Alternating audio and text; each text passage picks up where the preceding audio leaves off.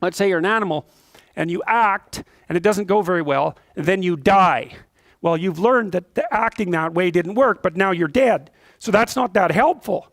And then you might think, well, maybe you should represent how you're going to act. So, you know, here's a box with a snake in it, and your coffee cup is inside the box with the snake in it. And I say to you, imagine picking up the coffee cup, and you imagine it and you think, oh, I'll pick up that coffee cup and then the snake will bite me and I'll die. And so then you decide that implementing the strategy of picking up the coffee cup is probably not a very good idea. And so that stupid idea has to die and not you.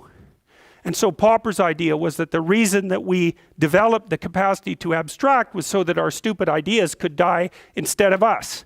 And that's really, it's almost impossible to overstate how brilliant an observation that is.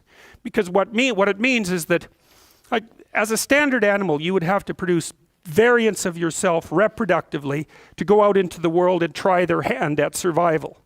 And that's pretty costly because you have to produce all the biological replications of you, so you could only probably manage that maybe 13 times if you really, really worked at it.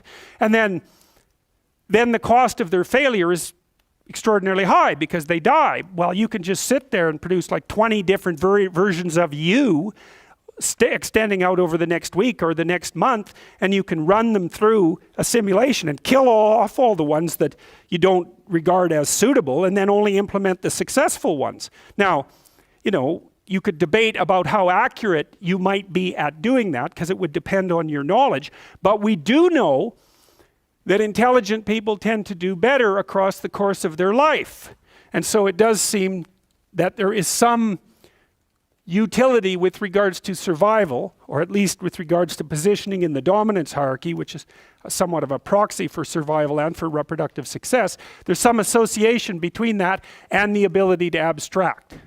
So we could say that part of the reason that people got smarter was because smarter people were more likely to stay alive. Now, I think it's more complicated than that too, because I believe that human males and females are in an evolutionary cognitive arms race, roughly speaking. And so as men get trickier, women get trickier to understand them. And then as women get trickier to understand, men get trickier to understand them. And so we've been chasing each other around this cortical expansion loop pretty much since we parted ways with the ancestor that we had in common with chimpanzees. And so that's roughly about 7 million years ago.